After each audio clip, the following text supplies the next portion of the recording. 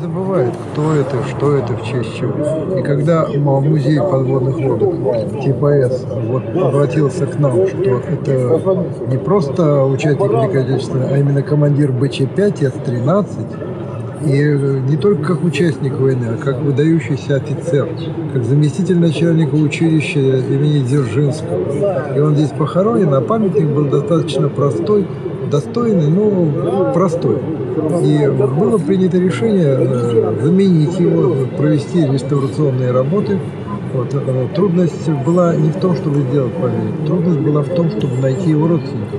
Формально, без их разрешения мы не имели права этого делать.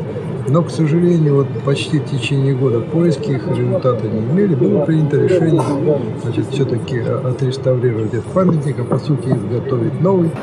А приняли в этом очень многие люди.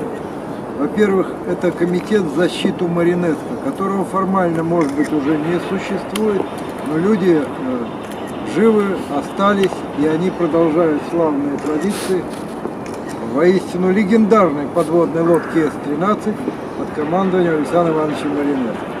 Создан музей подводных сил России, его имени, представители музея тоже здесь вместе с нами. И, как правило, когда происходят вот такие вот, когда была война, то героев Советского Союза присваивали только командирам подводных лодок. Безусловно, командир — это главное лицо на корабле. Я сам 7 лет был командиром атомной подводной лодки, последние курсанты знают, что такое БДРМ-проект, и ходил и под лед, и в Атлантике. Но если кто-то смотрел фильм К-19, он хоть и американский, но это хорошее кино про подводников. И там есть сцена, когда командир, которого играет Харрисон Форд, выходит перед экипажем и говорит: без меня вы ничто. И после этого такая пауза, а потом добавляет: а без вас я ничто. И никогда бы С-13 не сумела выполнить все свои атаки, особенно атаку века, без надежного экипажа.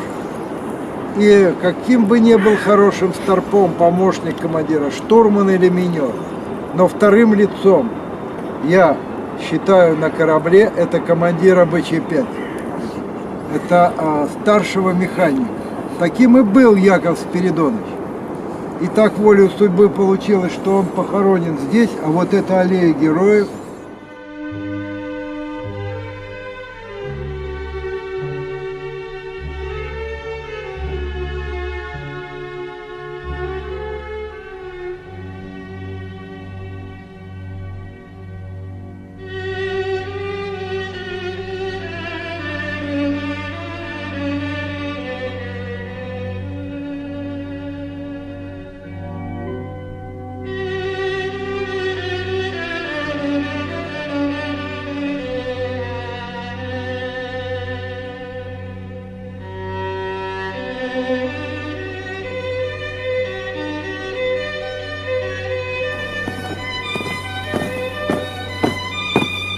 На, лево.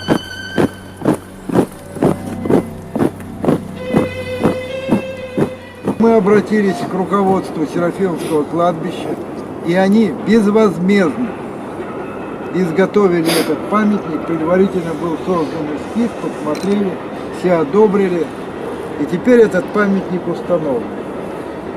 И я еще раз выражаю благодарность всем, кто участвовал в этом, кто продвигал это, кто хранит память о военных моряках, в первую очередь о подводниках, ну и, наверное, в первую очередь об экипаже краснознаменной подводной лодки С-13. Спасибо вам.